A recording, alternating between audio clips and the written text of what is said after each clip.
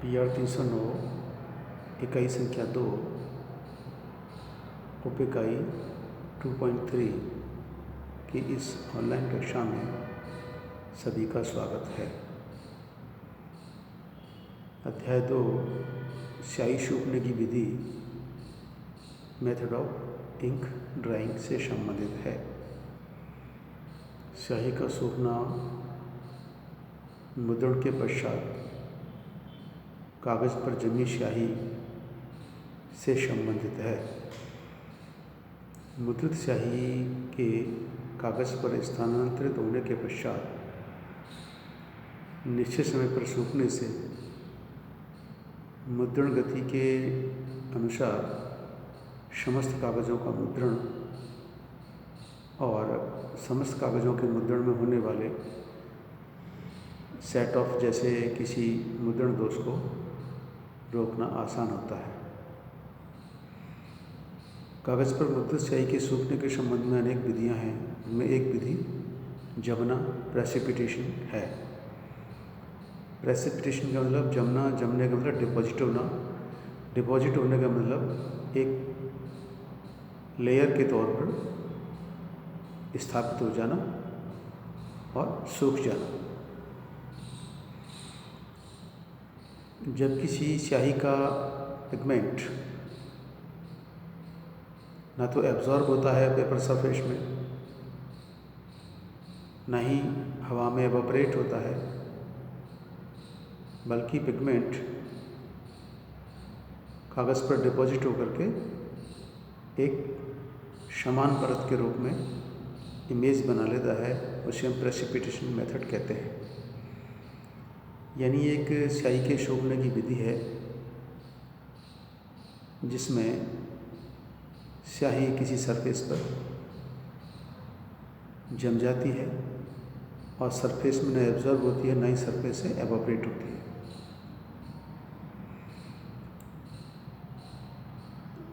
Moisture set ink के सूखने की विधि को हम precipitation method of ink drawing कह सकते हैं।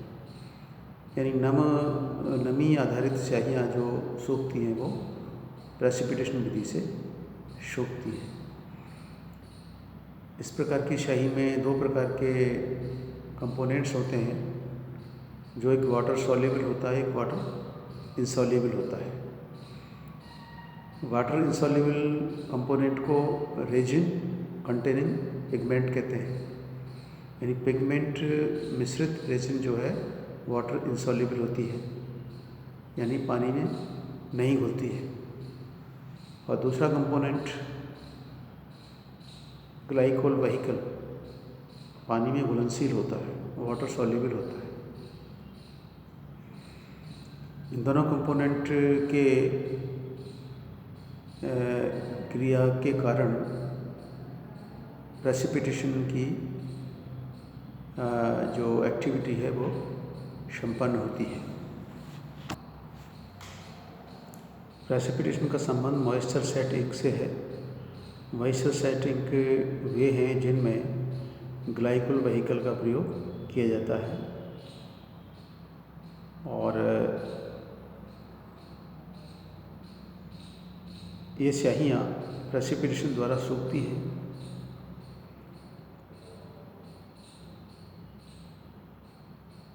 इनका पिगमेंट वाटर इंसॉल्युबल होता है, जो कि रेजिन के साथ प्रयुक्त होता है। और यानी ये कह सकते हैं कि रेजिन कंटेनिंग पिगमेंट को वाटर सॉल्युबल ग्लाइकोल में डिसॉल्व किया जाता है। वाटर सॉल्युबल ग्लाइकोल वेहिकल में डिसॉल्व्ड रेजिन कंटेनिंग पिगमेंट के द्वारा कुछ क्रिया होती है, जैसे कि अपॉन कांटेक्ट विद मॉइस्चर, पानी के या नमी के संपर्क में आने के बाद ग्लाइकोल डिसॉल्व हो जाता है, किंतु रेजिन पिगमेंट डिसॉल्व नहीं होता। तथा रेजिन पिगमेंट के डिसॉल्व नहीं होने और ग्लाइकोल के डिसॉल्व होने से रेजिन पिगमेंट पेपर सरफेस पर रह जाता है, जम जाता है और प्रेसिपिटेशन की एक क्रिया पूरी हो जाती है। यानी प्रेसिपिटेशन के अंतर्गत ग्लाइकोल वेहिकल वाटर या मॉइस्चर में डिज़ोल्व होता है और रेजिन पिगमेंट मॉइस्चर या वाटर में डिज़ोल्व नहीं होता और पेपर सरफेस पर प्रेसिपिटेट हो जाता है। प्रेसिपिटेशन इंक ड्राइंग मेथड से संबंधित स्याही के कुछ प्रमुख तथ्य हैं। प्रेसिपिटेशन मेथड की स्याही के अंतर्गत ग्लाइकोल वेहिकल का उपयोग होता है। Number 2, glycol vehicle water soluble होता है। नंबर 3, रेजिन पिगमेंट का प्रयोग किया जाता है। नंबर 4, रेजिन पिगमेंट वाटर में इंसॉल्युबल होता है। नेक्स्ट पॉइंट है कि वाटर के संपर्क में आने के बाद ग्लाइकोल वेहिकल डिज़ोल्व होकर के डिसअपीयर हो जाता है और रेजिन पिगमेंट एक इक्वल लेयर या परत के रूप में कागज़ पर जम जाता है। यानी कि इस प्रकार की स्याही में वाटर सॉल्युबल और वाटर इंसॉल्युबल दो प्रकार के मटेरियल्स इस्तेमाल होते हैं। वाटर सॉल्युबल मटेरियल को ग्लाइकोल वेहिकल कहते हैं और वाटर इंसॉल्युबल मटेरियल को रेजिन पिगमेंट कहते हैं।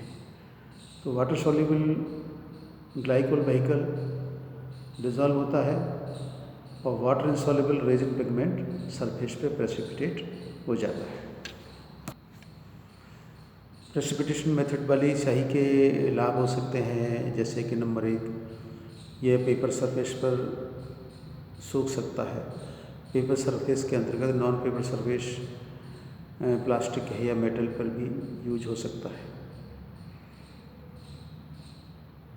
और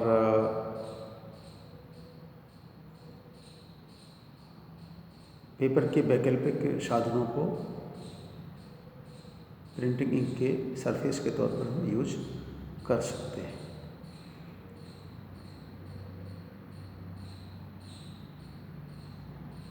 इसके अतिरिक्त इस पे हम संक्षेप में कह सकते हैं कि ऐसी स्याहियाँ जो नमी के संपर्क में आने के साथ सूखती हैं उनको प्रेसिपिटेशन इंक ड्राइंग मेथड वाली स्याहियाँ कहते हैं।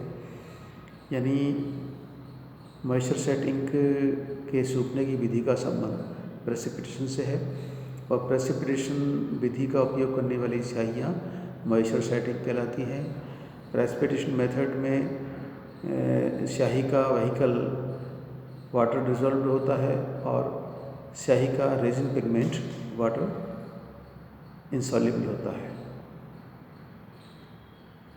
पानी के संपर्क में आने के बाद इनका वेहिकल डिज़ोल्व हो जाता है और स्याही का पिगमेंट पेपर सरफेस पर प्रेसिपिटेट हो जाता है। इस तरह की स्याहियों का संबंध सामान्यतः फ्लेक्सोग्राफिक इंक से हो सकता है। बाकी नॉन पेपर सरफेस या नॉन एब्जॉर्बेंट सरफेस को यूज़ करने वाली अन्य विधियों से भी इसका संबंध हो सकता है। इस पे आधारित कुछ सवालों को हम समझ सकते हैं। जैसे पहला सवाल बनाया जा सकता है ऑब्जेक्टिव, ग्लाइकोल वेहिकल होता है नंबर 1 पानी में घुलनशील, नंबर 2 पानी में अघुलनशील, नंबर सी A+B सही, नंबर डी A+B गलत। तो हम ये कहेंगे ग्लाइकोल वेहिकल पानी में घुलनशील होता है, इसका ए विकल्प सही होगा। दूसरा सवाल है पानी में घुलनशील नहीं होता है, ए विकल्प आएगा रेजिन पिगमेंट, डी आएगा ग्लाइकोल वेहिकल, सी आएगा A+B सही, डी आएगा A+B गलत।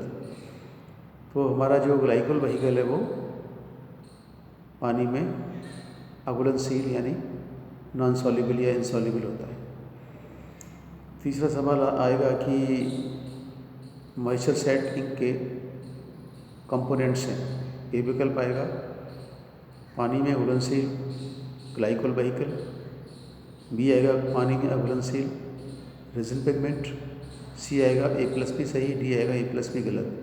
तो हमारा तीसरा विकल्प सही होगा कि इस प्रकार की स्याही में जो दो कंपोनेंट हैं वो वाटर सॉल्युबल है, उसको हम ग्लाइकोल व्हीकल कहते हैं, वाटर इनसॉल्युबल है उसको रेजिन पिगमेंट कहते हैं। तीसरा सवाल है कि प्रेसिपिटेशन द्वारा स्याही सूखने की विधि को संक्षेप में समझाइए। आप कहेंगे कि जो स्याही किसी सरफेस में नहीं समा करके सरफेस पर जम कर के सूखती है उसको हम प्रेसिपिटेशन मेथड कहते हैं। यानी इस विधि में किसी कागज़ सरफेस या नॉन कागज़ सरफेस यानी porous paper based absorbent surface, non paper based non absorbent surface, दोनों में स्याही ना तो एब्जॉर्ब होती है ना ही एवापोरेट होती है, बल्कि स्याही कागज़ से या नॉन पेपर या नॉन एब्जॉर्बेंट सरफेस पर जम जाती है, उसको प्रेसिपिटेशन मेथड कहते हैं। प्रेसिपिटेशन मेथड की स्याहियों को हम मॉइस्चर सेटिंग कहते हैं। इस प्रकार की स्याहियों में स्याही का व्हीकल नमी के संपर्क में या वाटर के संपर्क में आने के बाद डिज़ोल्व हो जाता है और स्याही का पिगमेंट सरफेस पर डिपॉजिट या प्रेसिपिटेट हो जाता है। पांचवा बड़ा सवाल बना सकते हैं कि प्रेसिपिटेशन या जमने के द्वारा सूखने की विधि को समझाइए, इसके स्याही की कंपोनेंट बताइए और इस विधि की विशेषताएं बताइए। तो आप कहेंगे ऐसी स्याहियाँ जो ना तो कागज़ सरफेस में एब्जॉर्ब होती हैं ना ही कागज़ सरफेस से एवापोरेट होती हैं, बल्कि सरफेस पर जम कर के सूखती हैं, उनको हम प्रेसिपिटेटिंग इंक ड्राइंग मेथड कहते हैं। यानी ऐसी स्याहियाँ जो कागज़ पर डिपॉजिट होकर प्रेसिपिटेट होकर सूखती हैं उनको प्रेसिपिटेटिंग इंक कह सकते हैं।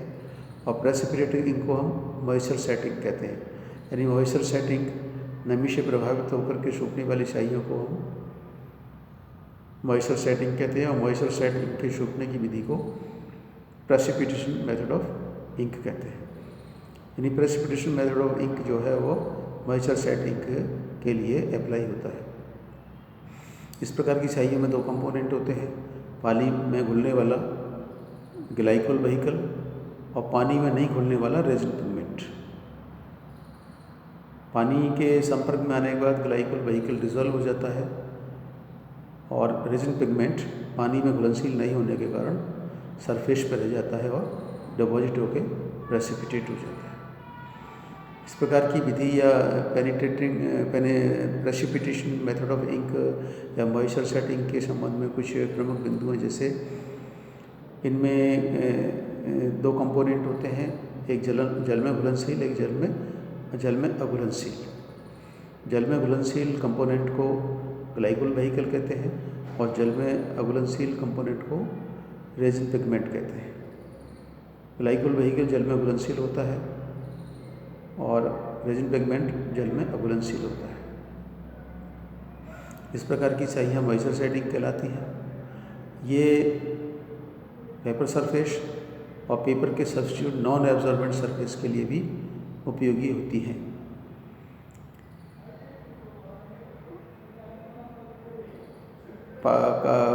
जल के या नमी के संपर्क में आने के बाद ग्लाइकोल व्हीकल डिज़ोल्व हो जाता है और रेजिन पिगमेंट सरफेस पर डिपॉजिट या प्रेसिपिटेट हो जाता है।